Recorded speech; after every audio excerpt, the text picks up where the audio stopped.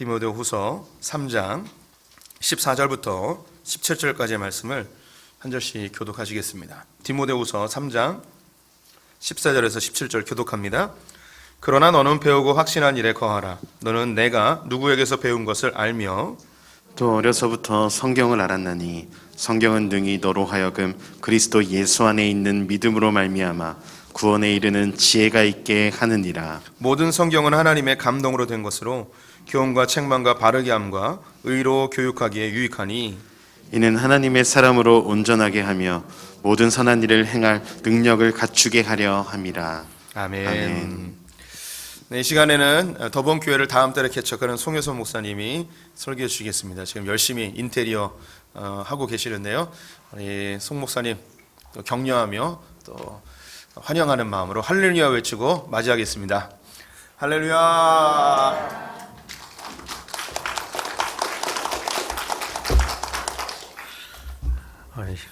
유명 강사가 된 것 같아요. 개척을 하니까 다시 한번 말씀드리는데 주일날 대예배 때 설교를 하게 되네요. 개척하니까 딴 때는 절대 못하는 이 자리인데 목사님 기도도 하셨고 오늘 바로 말씀을 좀 함께 보도록 하겠습니다. 일부 때는 얘기를 안 했는데 가다 보니 자꾸 물어봐요. 어디에서 개척하냐 아까 말씀하셨는데 송도 한복판이라고 그러더라고요. 그래서 뭐 밑에 다 주소도 있고요. 한번 보시면 가끔 놀러 오시면 되겠습니다. 제가 오늘 설교를 하게 되는데 좀 마지막 설교가 아닌가 이런 생각을 좀 하다 보니 오늘 성경 본문에 나와 있는 이 말씀이 사도 바울이 디모데에게 마지막으로 이렇게 가르치는, 훈계하는, 권면하는 그런 본문 말씀이에요. 그래서 제가 목사로서 어떤 성도들에게 권면한다기보다는 말씀을 어떻게 전할까 고민하다 보니 하나님께서 저에게 마지막으로 권면하는 그런 말씀인 것 같은 그런 본문이었습니다. 그래서 우리 성도님들도 인생의 마지막은 이렇게 자주 있지 않아요. 죽음이 마지막이라고 이야기하지 않습니까? 그러면 한 번밖에 없는 건데 어떤 큰 변화로 인해서 특별히 더본교회 개척을 통해서 어떤 변화의 시점에 마지막을 다시 한번 생각해보고 우리 신앙을 한번 돌아보는 그런 시간이었으면 좋겠습니다. 두 가지를 기억하고 좀 설교에 같이 임하면 좋겠는데 하나는 시작이라는 단어와 하나는 성숙 이 두 단어를 좀 머릿속에 넣었으면 좋겠습니다. 우리는 이미 그리스도인으로 삶을 시작한 사람들이고 이미 지금 성숙해가는 과정 중에 있거든요. 저도 그렇고 우리 성도님들 다 그렇습니다. 평생 신앙생활 하신 우리 장로님 권사님들도 계신데 한번 오늘 말씀을 통해서 한번 돌아보는 거죠. 내 신앙은 과연 어땠는가? 내 삶의 모습은 과연 어땠는가? 인생을 잘 사시는 분도 물론 있겠지만 우리가 이 신앙이라는 테두리 안에 우리가 신앙생활하는 테두리 안에 들어왔을 때는 과연 그러면 오늘 교회에서 하나님 말씀 앞에서 내 신앙생활은 과연 어땠는가? 언제 시작됐는가? 그리고 어떻게 성숙하고 있는가? 이걸 좀 살펴봤으면 좋겠어요. 오늘 말씀을 보면 오늘 읽었던 본문 14절 이전에 3장 처음에 보시게 되면 말세라는 단어가 나옵니다. 세상 끝이라기보다는 말 자체, 단어 자체는 세상이 끝이에요. 그런데 예수님이 오신 이후에 이 땅에는 말세가 시작됐습니다. 그래서 사도 바울이 오늘 사역하고 있는 이 타이밍, 이 시점도 말세라고 이야기하는데 말세 특징들이 오늘 디모데후서 3장 2절부터 등장을 하는데 오늘 본문 말씀을 한번 보시게 되면 한번 띄워주시면 우리 2절부터 5절까지인데 우리 한 절씩 좀 교독을 하겠습니다. 제가 먼저 3장 2절 읽습니다. 사람들이 자기를 사랑하며 돈을 사랑하며 자랑하며 교만하며 비방하며 부모를 거역하며 감사하지 아니하며 거룩하지 아니하며 무정하며 원통함을 풀지 아니하며 모함하며 절제하지 못하며 사나우며 선한 것을 좋아하지 아니하며 배신하며 조급하며 자만하며 쾌락을 사랑하기를 하나님 사랑하는 것보다 더하며 경건의 모양은 있으나 경건의 능력은 부인하니 이 같은 자들에게서 내가 돌아서라. 맨 마지막 절 보면 모양은 있지만 능력을 부인한다. 그래서 거기에서 돌아서라 라고 이야기하거든요. 말세에 나타나는 상황 속에서 우리가 누구나 겪을 수 있는 상황 속에서 돌아서라 라고 이야기를 해요. 특별히 제가 색깔을 달리 표시해 놓은 2절과 4절에 나타나는 이 단어가 있는데 자기를 사랑한다.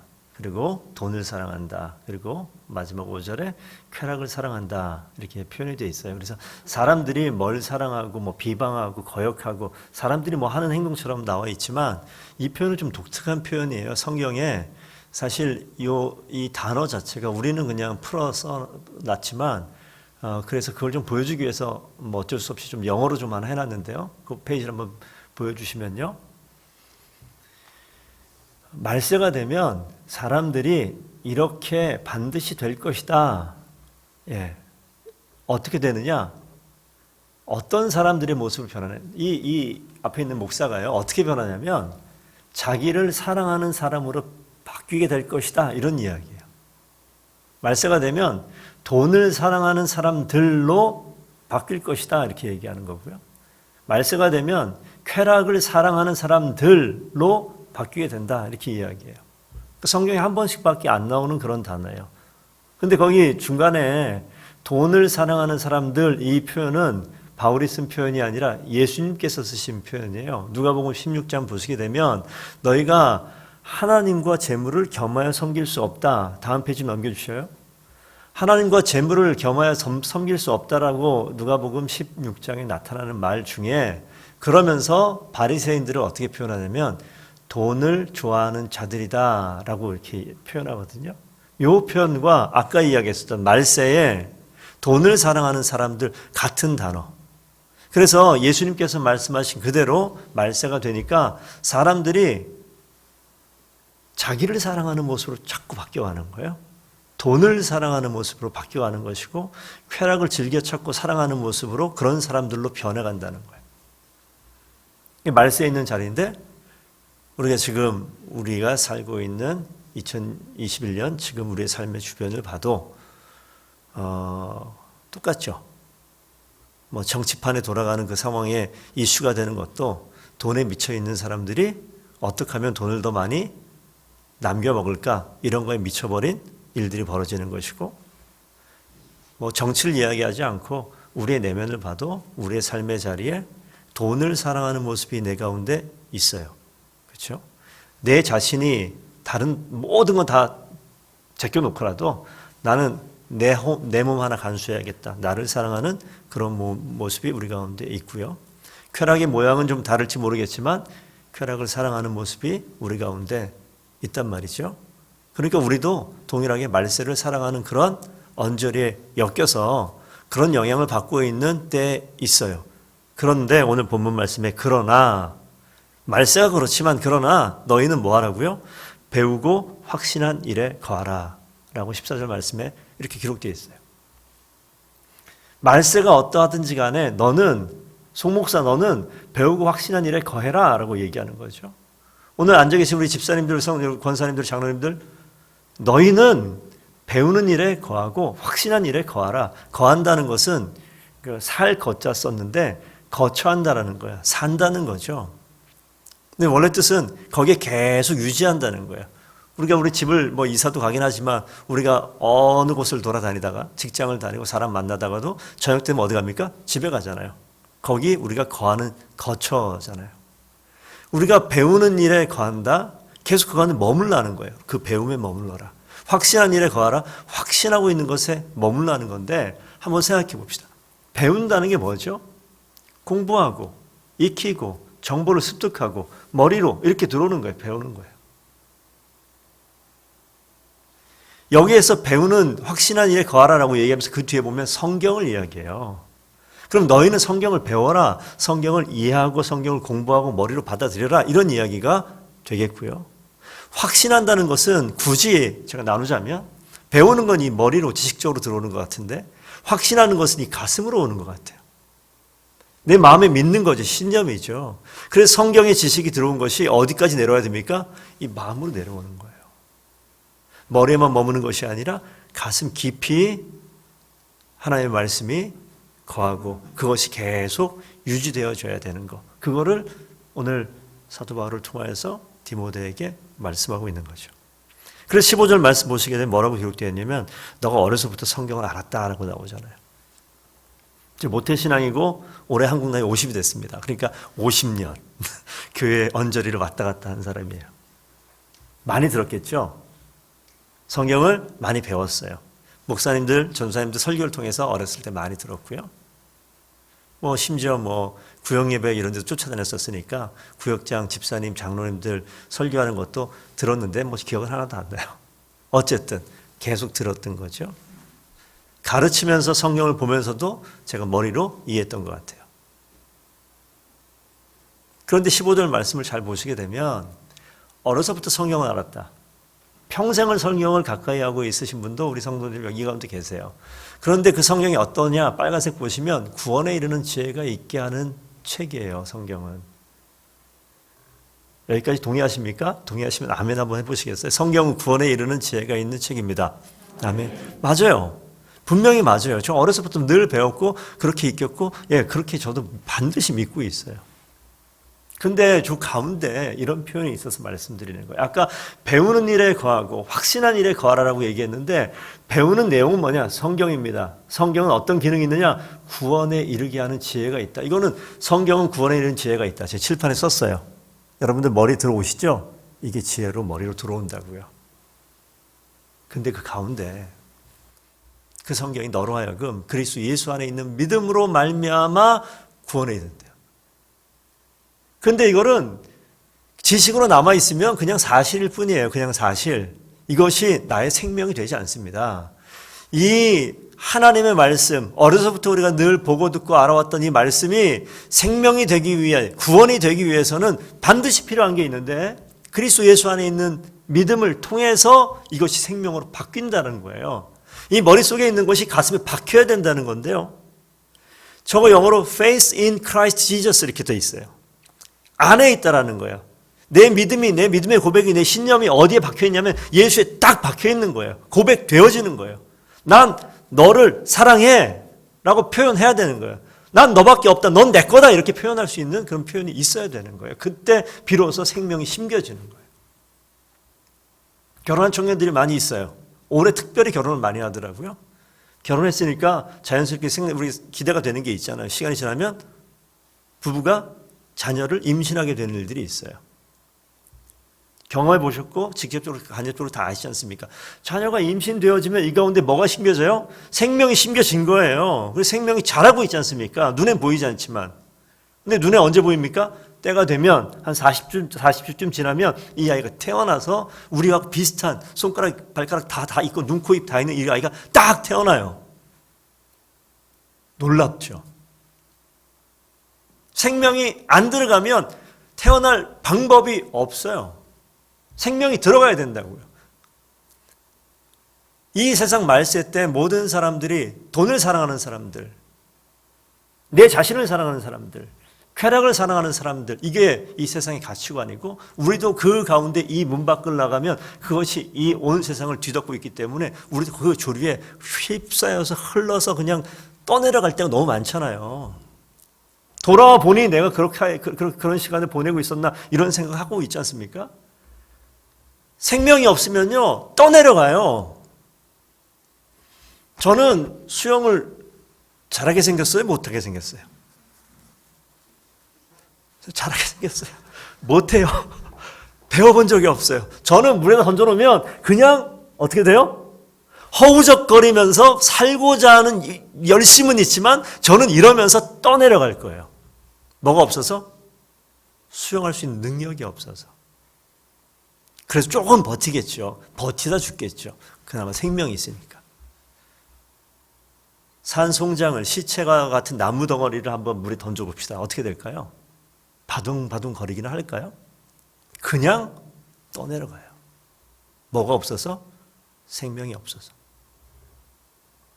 오늘 지금 사도 바울이 디모데에게 이 말세 이런 세상의 조류 가운데 너는 분명히 배우고 확신한 일에 거하라 라고 이야기할 때 성경이 구원에 이르는 분명히 지혜가 있는 거 아는데 구원에 이르는 그 지혜가 그냥 사실이 아니라 네 가슴에 박히게 하기 위해서는 분명 고백이 있어야 돼. 사랑의 고백이 있어야 돼요.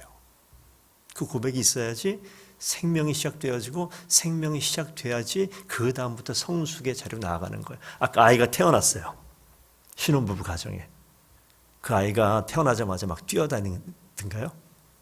그럴 일은 없어요. 그냥 누워있잖아요. 하는 거 뭐예요? 먹고 자고 먹고 자고 먹고 자고 싸고 그거 말고는 하는 게 없잖아요. 그런데 그거 생명이 있습니까? 있어요. 기대가 돼요? 되죠. 1년이 지나면 반드시 일어설 겁니다. 그냥 이 2돌쯤 되면 막 뛰어다닐 거를 제가 예언해도 확실하게 맞는 말이죠. 다 아시잖아요. 뭐가 있으니까? 제가 예언가가 아니라 그 가운데 생명이 있는 걸 알기 때문에 이렇게 이야기할 수 있어요. 하나님께서 지금 마지막 권면하는 이 중요한 시점에 그거 이야기하는 거거든요.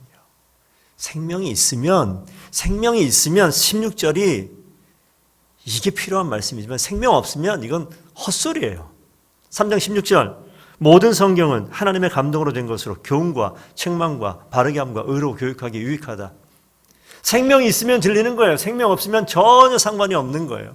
예수의 생명을 이 가운데 심지 않은 사람은 저 말씀이 하나 내 인생에 도움되는 말씀이 아니에요. 하지만 하나님의 생명이 이 가운데 있으면 저 말씀이 어떻게 됩니까? 나를 교훈해요. 세상의 줄이 흘러갈 때 나를 책망해요. 다시 바르게 고쳐요. 그리고 의로 교육하기에 유익한 길로 다시금 가게끔 만드는 게 하나님 말씀, 생명의 말씀, 하나님과 관계 맺은 그 하나님의 사람, 우리가 그걸 그리스도인 이야기하고 구원받은 자 이야기하고 거듭났다 이야기하고 하나님의 사람이다 이야기하는 그거예요. 그런 사람들이 이 말씀이 그 가운데서 역사하는 놀라운 힘이 있는 거예요. 그렇다면 시작이 없으면 이런 고백이 있을 수가 없어요. 시작이 없으면 있을 수가 없어요. 이 자리에 많은 성도님들이 이미 과거 어느 순간에 시작했잖아요. 고백했잖아요. 그런데 오늘 이 말씀을 듣는데 마음이 어떠십니까? 이 가운데 부부로 사시는 분들이 많이 계세요. 우리 임장로님하고 우리 김 권사님 부부 몇십 년 사신지 제가 모르겠지만 오래 사셨어요. 저분들도 옛날에 결혼했겠네요. 결혼했으니까 살겠죠. 그렇죠. 결혼한 가정, 결혼한 부부, 한참 연애 뜨거운 그런 이 연인을 한번 좀 생각해 보세요. 아까 제가 드린 말씀 가운데 예수 그리스도 안에 있는 믿음 이야기했을 때 faith in Christ 이렇게 이야기했는데 in이라는 단어가 그 안에 있다는, 그 안에 박혀 있다라는 거예요. 연애할 때 이 남자가 여자에게 야, 너 안에 내가 있어 라는 이런 표현. 내 마음에 너가 꽉 차 있어. 내 안에 너가 꽉 차 있어. 무슨 표현이에요? 미치겠다는 거지. 못 견디겠다는 거예요. 같이 살겠다는 거예요. 그런 마음이 있으면 뭐라고 얘기합니까? 너 나랑 같이 살자. 이렇게 표현하는 거 아니에요? 나랑 결혼해 줘. 이렇게 표현하는 거 아니에요? 마음에 들면 예스하게 되면 그 다음부터 일이 심각해지는 거잖아요. 그 다음부터는 이 수많은 여자가 있는데 수많은 여자가 아니라 나의 고백을 내가 고백했던 그 여자의 말은 그냥 말이 아니에요. 내 안에 있으니까 내 말이에요. 내 말. 세상에 어떤 사람보다 가장 영향력 있는 사람이 이 사람이 되는 거예요. 반대로 나 또한 그 사람이 가장 영향력 있는 사람이 되어줘야 되는 거고요. 그게 결혼의 약속 아니겠습니까? 그게 안에 있다라는 말이에요. 우리가 그리스도 안에 있다라는 말은 그렇게 살겠다는 거죠. 그래서 하나님이 내 안에 계셔요. 우리가 고백할 때 내가 하나님이 내 인생의 주님이다라고 고백할 때 하나님께서 내 안에 성령 하나님께서 내 안에 오신단 말이에요. 그래서 그 하나님의 말씀이 힘있고 영향이 있어서 오늘 디모데후서 3장 16절 같은 말씀, 그래서 하나님의 말씀이 힘이 있는 거죠. 17절 가보겠습니다. 이 성경은 하나님의 사람으로 온전하게 한대요. 모든 선한 일을 행할 능력을 갖추게 한대요. 제가 아까 말씀드렸지만 저는 모태신하고 교회에 오래 있었거든요. 그러다 보니까 저는 당연히 하나님의 사람, 구원받은 사람, 거듭난 사람, 하나님 자녀, 언제 그 개념이 내 머릿속과 가슴에 박혔는지 저는 잘 몰라요. 저는 사도 바울처럼 갑자기 무슨 체험을 통해서 하나님을 내 구원자 이렇게 고백한 사람이 아닙니다. 전 베드로 타입이에요. 따라다니다 보니까 언제 보니까 내가 하나님 제자인가 이런 사람이에요. 그런데 그러다 보니 저는 당연히 하나님의 자녀고 하나님의 아들이고 하나님의 사람인 줄 알았어요. 왜? 주일날 교회 한 번도 안 빠지잖아요. 학생회 때 다 임원 다 해봤고요. 청년부 임원 다 하고 성가대 하고 옛날에 수련회 가면은 여름 되면은 청년부 수련회 가야 되죠. 주일학교 교사해야 되죠. 기도원 공사하면 가가지고 땅 파야 되죠. 다 했어요. 저는 하나님 사람입니다. 저는 교회가 좋아하는 사람이에요. 김찬일 목사님은 오케이 1번, 저는 한 2번째. 교회가 아주 좋아하는 사람. 교회가 익숙한 사람과 교회를 좋아하는 사람과 하나님의 사람과는 다를 수 있어요. 교회 열심히 다니는 사람이 하나님의 사람이 아닐 수도 있다라는 말이 뭔지 이해되시죠? 세상에 말세 때 벌어지는 일들이 얼마나 강력한지 이 가운데 스스로 하나님의 사람이라고 이야기했었던 이 분들이 이 밖에 나가게 되면 하나님 사람 아닌 것처럼 살아가는 그런 모습들이 있어요. 저는 진지하게 한번 묻습니다. 진짜 하나님의 사람이십니까? 진짜 하나님이 내 인생의 주인이라고 고백하셨습니까? 정말 진지하고 심각하게 물어보셨습니까? 거기에 대한 답변을 혹시 해보신 적은 있으십니까?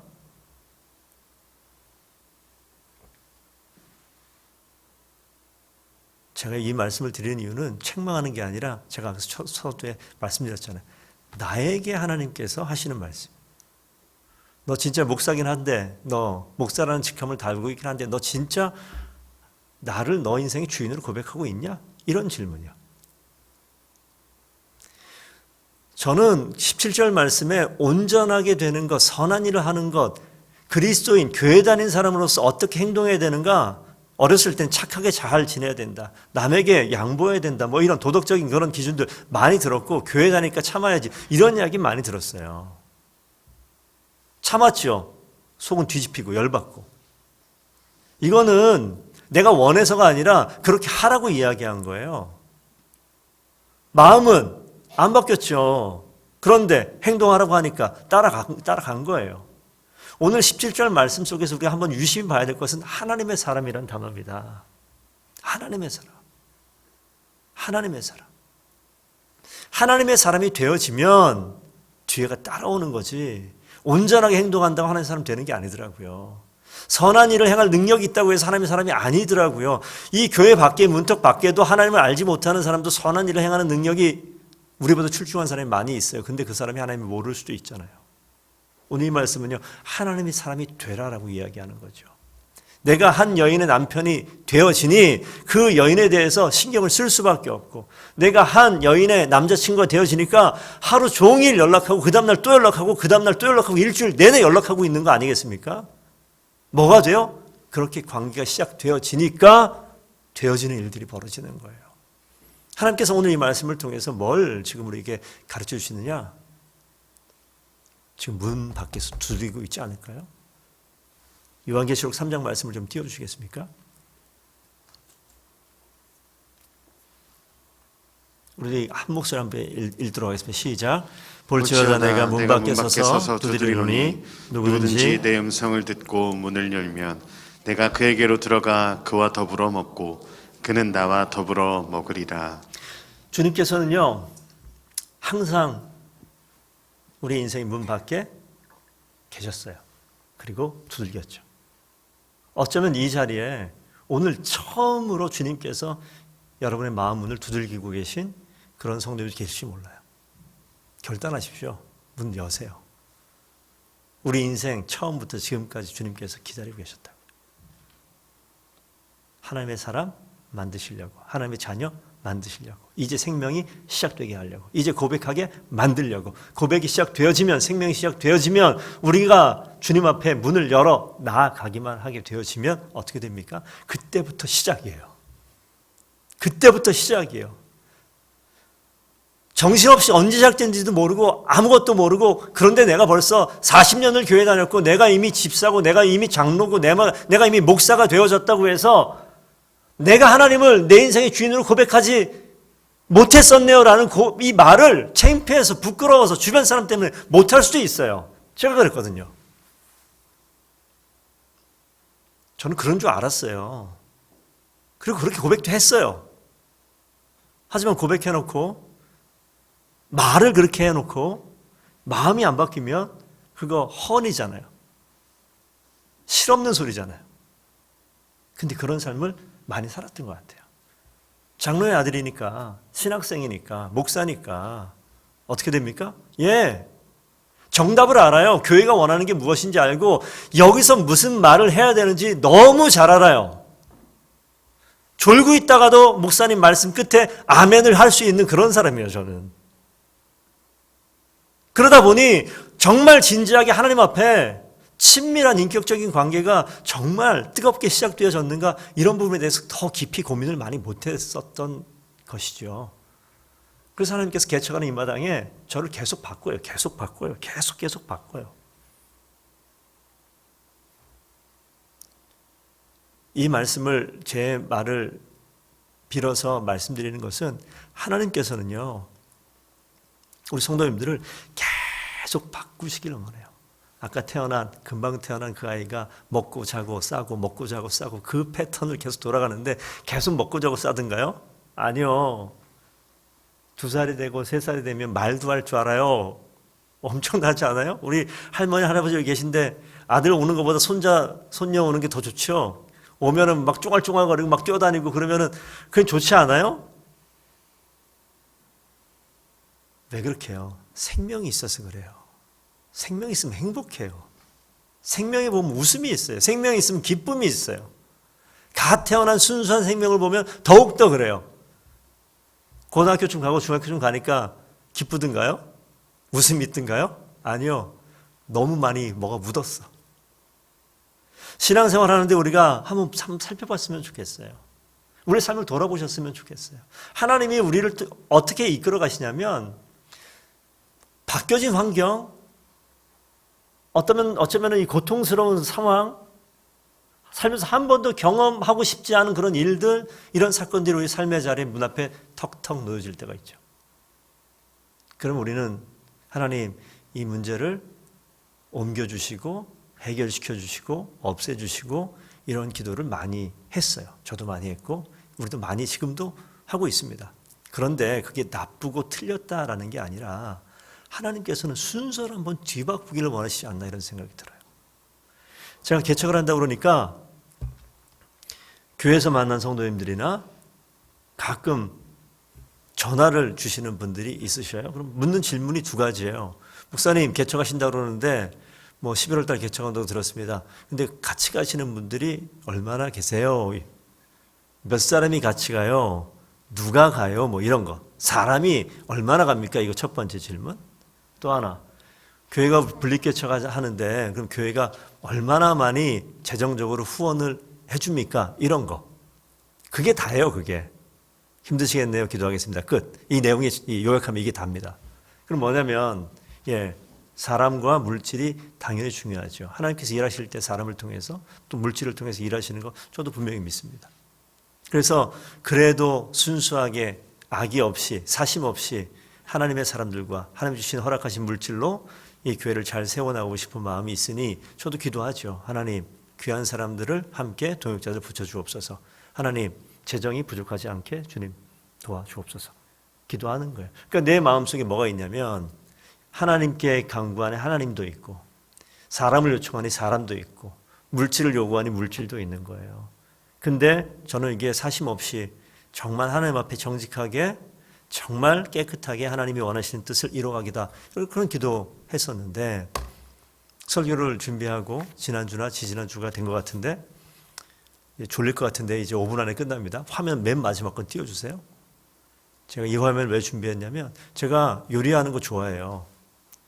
요리를 맨날 한다는 게 아니라 하는 걸 좋아한다고요. 음식은 보자고 못합니다. 근데 어쨌든 맛은 보자고 못하는데, 요리를 하게 되면 칼질할 일이 있잖아요. 오이를 이렇게 썰면 그 오이를 오이 소백을 할지 아니면 오이 무침을 할지에 따라서 이게 크기가 달라지는데, 덩어리를 쫙 자른단 말이에요. 그럼 자르면 딱 들고 있으면, 제가 아무리 얇게 썰어도 오이를 5mm 밑으로는 잘 못 썰을 것 같아요. 그런데 더 예리한 칼로 셰프가 나타나면 이거 아주 종이 한 장처럼 썰을 수도 있겠죠. 잘 들어보셔요. 저는 하나님 앞에 내 인생의 어떠한 중요한 시점마다 소풍 껴온 게 큰 인생의 한 덩어리인 것 같아요. 여기서 벌써 7년째 되게 됐는데 7년의 시간이 있으면서 하나님께서 개척을 하게 하려고 여기에 김창현 목사님을 통해서 붙들어 놓으신 것 같아요. 그래서 여기까지 있었는데 저는 썰었죠. 7년의 시간을 탁탁탁탁 청년부 사역하는 거, 중고등부 사역, 고등부 사역에 썼던 거, 그리고 개척을 준비하는 과정. 그래서 이 새로운 교회를 세운다는 게 마음에 큰 부담이 있거든요. 정직하게, 정말 깨끗하게, 하나님 앞에 정말 바르게.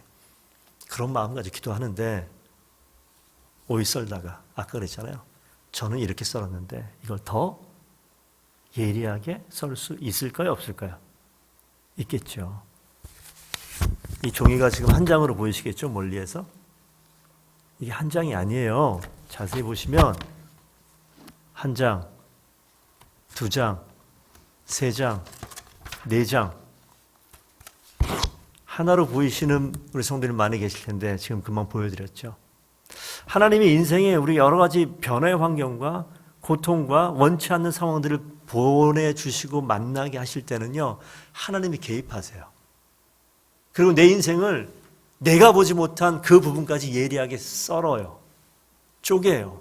내 마음은 하나님께서 잘라내기 시작하는데 내 마음속에 이렇게 보니 아무것도 안 보였는데 한 장을 들추고 나니까 이 안에 없는 것 같았고 깨끗한 것 같았는데 이 마음에 뭔가가 있어요. 그 마음 안에, 내 마음 안에 뭔가가 있더라는 거예요. 하나님이 그걸 보여주시는 거죠. 너 정말 나를 의지하냐? 혹시 사람 아니냐? 혹시 돈 아니냐? 이렇게 얘기하는 거예요. 말세 때 나타나는, 그죠? 돈을 의지하는 내 모습이 내 가운데 있지 않냐? 그거를 드러내는 거예요, 하나님께서. 왜요? 나에게 책망하려고? 아니요. 우리에게 책망하시려고 우리의 모습을 드러냅니까? 아니요. 우리 하나님 자녀인데 하나님의 사람으로 살기로 결정한 사람들인데 하나님이 우리를 매질을 한다고요? 우리 여러분 자녀들 매질을 한다 하더라도 그 자녀가 우리 집 밖에 뛰어나가기를 원치 않지 않습니까? 고치시는 거예요. 치료하시는 거예요. 예민하게 세밀하게 잘라가지고 그 안에 있는 내 모습을 보게 하셔서 하나님 뭐 하신다고요? 그거를 치료하기 원하세요. 바꾸기 원하세요. 고치기 원하세요. 저는 더본교회가 그렇게 하나님 앞에 정결하게 깨끗하게 치유되어지고 고쳐지고 바뀌어지고 하나님께 쓰임받기에 딱 적합한 그런 교회로 세워지기를 원합니다. 소품교회도 그렇게 되기를 원해요. 교회가 큰 변화가 있고 분립개척을 해야 되고 교회가 또 이전을 해야 되는 그런 여러 가지 문제 속에서 얼마나 머리가 아파요. 얼마나 고생들이 많으세요. 얼마나 생각들이 많으세요. 이거는 생각을 통해서 무엇인가 하는 것이 아니라 하나님께서 우리 마음속에 우리가 원하는 것이 무엇인지 우리 가운데 우리가 보지 못한 게 무엇인지를 잘라서 보게 하시고 우리 교회가 가고 있는 방향이 과연 하나님이 원하시는 방향으로 가고 있는지 아닌지 잘라서 더 보게 하시는 그런 시간이라고 저는 확실합니다. 그럴 때 하나님께서 왜요? 더 정결케 더 온전하게 하나님 손에 합한 자가 되어서 붙들린 자가 되어서 소품교회를 더본교회를 더 강건하게 하나님이 원하시는 모습으로 세워가기 위해서 치료하는 과정이죠. 낫게 하는 과정이고 강건하게 하는 과정인 줄로 믿습니다. 그래서 하나님께서 일하시는 거죠. 그 하나님 아니까 그 하나님 만나니까 너무 좋은 거예요. 그 하나님께서 하나님의 교회인 소품교회를 가만두시지 않을 것이고 하나님의 교회가 될 더본교회를 그냥 두지 않으실 줄로 믿습니다. 하나님께서 이끌어 가시겠죠. 그래서 하나님이 설교 끝나면서 이런 찬양 했으면 좋겠다 해서 준비한 찬양이 오늘 이 찬양이에요. 저를 치료하시고 우리 성도들을 치료하셔서 병자로 책망하는 것이 아니라 우리를 낫게 하셔서 강건하게 힘있게 사용하시겠죠. 치료되신 우리 하나님을 의지하고 사랑하는 마음을 가지고 우리 함께 찬송하겠습니다.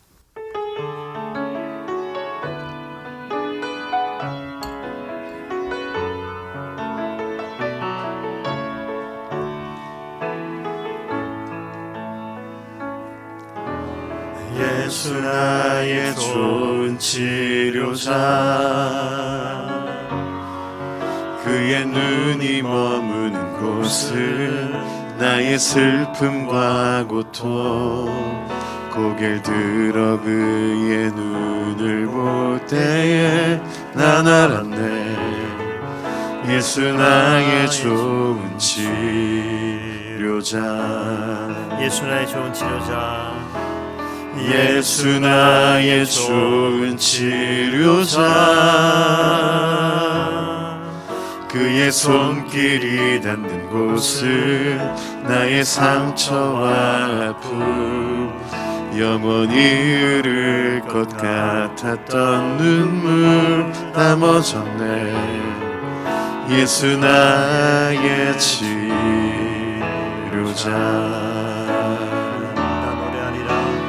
나 노래하리라. 천한 나를 돌아보신 구세주를 찬양해. 하늘 닿는 곳까지 내 손 들리라. 예수 나의 치료자. 나 노래하리라. 천한 나를 돌아보신 구세주를 찬양해. 하늘 닿는 곳까지 내 손 들리라. 예수 나의 치료자. 하늘 닿는 곳까지 내 손 들리라. 예수 나의 치료자. 하나님, 소풍교회를 치료하시고 세워질 더본교회를 치료하셔서 하나님 기뻐하시는 귀한 교회로 삼으셔서 항상 주님이 바라보실 때마다 주님의 합한 교회, 주님의 합한 성도들 되게 하셔서 하나님의 기쁨의 이유들 다 되게 하여 주시옵소서. 지금은 우리 주 예수 그리스도의 은혜와 하나님 아버지 사랑하심과 성령 하나님의 위로 교통하심이 우리 주 예수 그리스도를 참 주인으로 참 생명으로 마음에 심기로 고백하며 그렇게 주의 뜻대로 살아가기로 마음 결단하는 이 자리에 있는 모든 주의 성도들 머리머리 위에, 그리고 사랑하는 소풍교회와 세워질 더본교회 위에 이제로부터 영원토록 함께 계실지어다. 아멘.